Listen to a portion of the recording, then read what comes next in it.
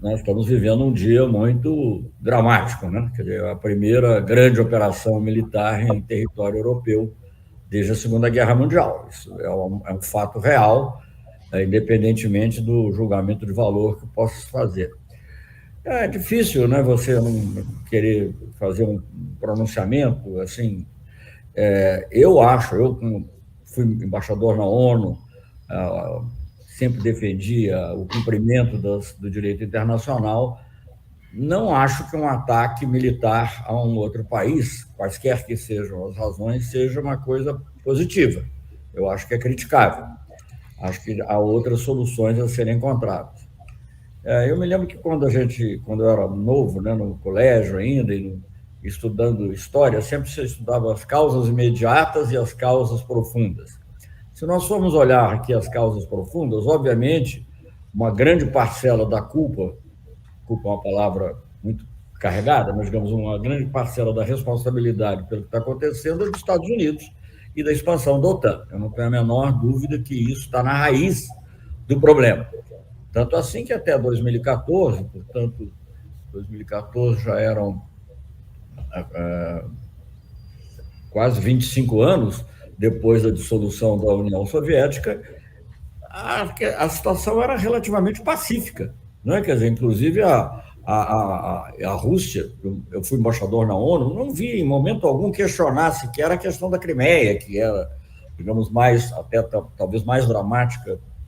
Não foi mais dramática cá na prática, mas, digamos assim, do ponto de vista mais, por um sentimento nacional russo, até mais importante do que o que é a região de Donbass. Não sei, não sei julgar, mas, enfim, quando você ouve falar que a guerra da Crimeia é a guerra, não é a guerra entre a Ucrânia e o Império Otomano, é a guerra da Rússia com o Império Otomano e a participação também da França e da Inglaterra.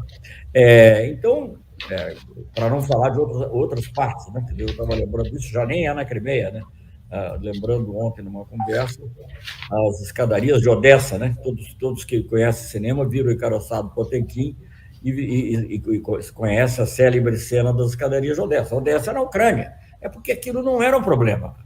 Você lê um romancista russo do século XIX, você lê, eu não sou especialista nos publicistas, mas, digamos, não há um problema ucraniano, há um problema no Cáucaso, há um problema dos tártaros, né? Há um problema específico da Crimeia, mais ligado aos tártaros e ao Império Otomano do que a qualquer outra questão. Não há um problema ucraniano. Então, eu acho que o problema ucraniano, em grande medida, né, eu não quero eximir a responsabilidade de quem inicia uma operação militar, mas o problema ucraniano, em grande medida, foi criado pela OTAN. Né? Vamos voltar a George Kennan, vamos voltar ao próprio Kissinger. Mas George Kennan, em 97 ou 98, escreveu um artigo dizendo que a expansão da OTAN para o leste seria um grande erro, o maior erro de política externa. Estados Unidos tinham, entre aspas ou sem aspas, ganhado a Guerra Fria e não tinha ninguém ameaçando, não havia razão para isso. E depois, mais recentemente, ele se referia à expansão para o leste em geral, inclusive os países comunistas ou ex-comunistas, não parte da União Soviética. A OTAN foi se expandindo em várias fases, né? Também tomando países, inclusive, da antiga União Soviética, do antigo Império Czarista, porque muito comumente você ouve falar no Império Soviético, né, como se tivesse a União Soviética criado o Império. Eu não estou defendendo o que está acontecendo, nem as políticas nacionais que foram levadas pelo Stalin, por outros, criaram muitos problemas, mas, obviamente, o que era o chamado Império Soviético era o Império do Czar, é o império que disputou a Primeira Guerra Mundial, enfim, como teve o Império Austro-Húngaro, como o Império Otomano, etc. E tal. Então, eu acho que essa expansão para o leste já era preocupante. Quando ela chega aos países da antiga União Soviética, a preocupação aumenta. Mas você poderia considerar que os países bálticos, seja culturalmente, seja também porque já no período entre guerras, depois da paz de Brest-Litovsk, ficaram independentes, era uma situação à parte. Mas a Ucrânia é a passagem para a Rússia. Né? Por ali passaram os cavaleiros teutônicos, ou tentaram passar os cavaleiros teutônicos, por ali passaram as tropas de Napoleão, por ali passaram as tropas alemãs na Primeira e, sobretudo, na Segunda Guerra Mundial. Então, é um problema de segurança real. Quer dizer, então, você tem que... O próprio acordo da Organização de Segurança Coletiva Europeia, ela, por um lado, reconhece o direito dos países de se associarem da forma que quiserem, mas, por outro lado, diz sem ameaçar a segurança dos demais. Então, eu acho que a raiz do problema é essa. Agora, eu não posso, como uma pessoa que trabalhou anos e anos na área internacional e no respeito ao direito, a busca do respeito ao direito internacional, criticando todos os tipos de invasão, não posso, digamos, concordar com nenhum tipo de ação militar em outro território. Tinha que encontrar outra solução. Eu sei que os russos propuseram, eu sei que não foram ouvidos, eu sei que houve uma... Enfim, eu sei que a situação é muito complexa. Não dá para você fazer algo assim simplesmente.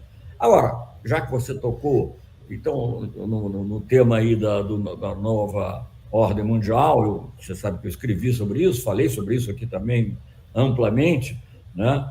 É muito interessante acompanhar a reação da China. Num primeiro momento, eu achei a China um pouco assim,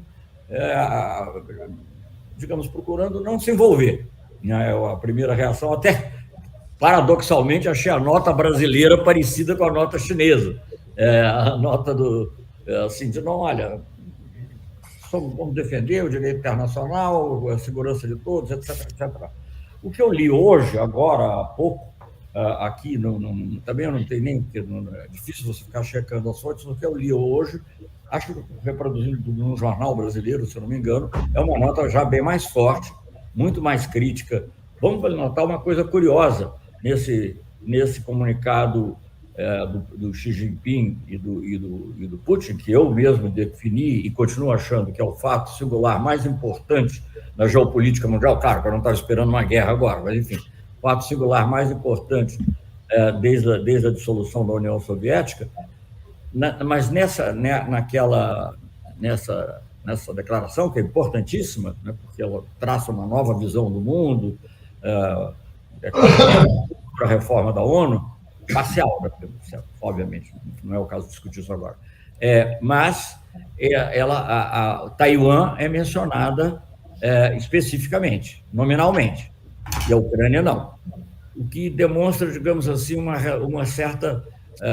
como é a relação de forças entre esses dois gigantes. Obviamente, um fato transcendente, você ter uma aliança sem limites, amizade sem limites, como disse o Putin. O Putin repetiu, mas está escrito na declaração, uma amizade sem limites entre o país mais populoso, que será a maior economia do mundo, já é sob certo critério, será sob qualquer critério até o final da década. Uma aliança entre esse país e o país que tem o maior território do mundo e o maior arsenal atômico do mundo é uma coisa notável. É uma coisa que, obviamente, não é uma mera mudança, é um fato de grande importância. Então, eu acho que você, para ver todos esses fatos, tem que se ver nesse contexto. E, olhando por esse ângulo, eu acho que a política norte-americana foi uma sucessão de erros. Ela não tinha razão quando... Não estou dizendo que tinha razão antes, mas posso entender, ainda que não concorde, com uma visão da contenção, do Kennan, enfim, com as ações tomadas durante a Guerra Fria. Eu não consigo entender essa atitude, digamos, de tentar empurrar a Rússia mais e mais para o leste. Não consigo entender. Eu acho que a única explicação é a ida, digamos assim, só se você apelar para velhas teorias geopolíticas e a necessidade de controlar grandes territórios. Aquele imenso território, que é o território russo, todo ele, né, incluindo a Sibéria, e eu acho que aquilo estaria fora do controle, digamos, da maior potência, até então, pelo menos, até hoje, diria, a maior potência do mundo. Então, eu acho que você precisa analisar por esses dois lados. Agora, eu, digamos assim, não sei se há nisso uma certa ingenuidade, ou não sei, mas tenho dificuldade em aceitar uma ação que contraria princípios das Nações Unidas. Eu acho que não cabe a nenhum país, não cabe, como eu sempre critiquei, não cabe aos Estados Unidos criarem uma força de paz. Quem cria a força de paz é a ONU. né? Sempre critiquei o Estado, não posso, da mesma maneira, eu não posso chegar agora e aceitar que a Rússia crie uma força de paz para agir no país que.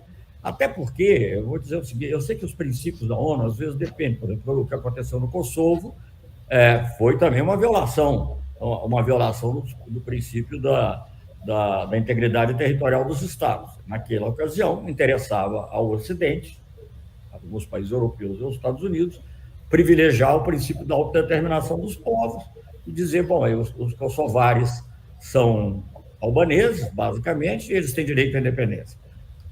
E pouco se importaram com o princípio da integridade territorial da Sérvia, que era o Estado.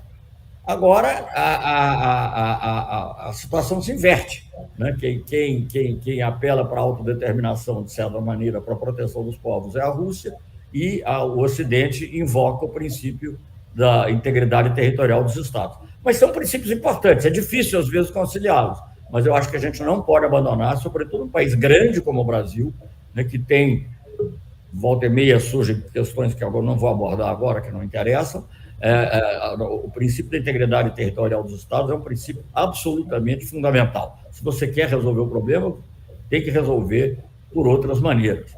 Eu pensava até, eu vou terminar já, eu pensava até anteontem que, na realidade, o objetivo do Putin, que é um grande jogador de xadrez, né, que é um grande jogador de xadrez, era, digamos, aumentar o seu poder de barganha e com, digamos, uma ameaça mais direta de ação militar, entre outras coisas, com isso ele conseguisse, digamos, para simplificar um pouquinho o raciocínio, a finlandização da Ucrânia, que a Ucrânia fosse um país neutralizado. Né? E coisa que também não teria nada demais e que seria perfeitamente aceitável para a Ucrânia, como foi aceitável para a Áustria no final da Segunda Guerra Mundial. Não há nenhum menoscabo à soberania, o país aceitar, devido à sua própria situação geopolítica, um status de neutralidade. Então, eu esperava que era isso, e não sabia bem como é que os americanos iam reagir, porque estavam sempre indo mais à frente, mais adiante. Agora você tem uma situação muito mais complexa, também não sabemos o limite que vai ter. Eu estava vendo o noticiário da BBC, eu sei que a BBC é parcial, obviamente não há ninguém parcial. Eu dizia que a BBC Rádio era a coisa mais imparcial que eu conhecia, televisão não.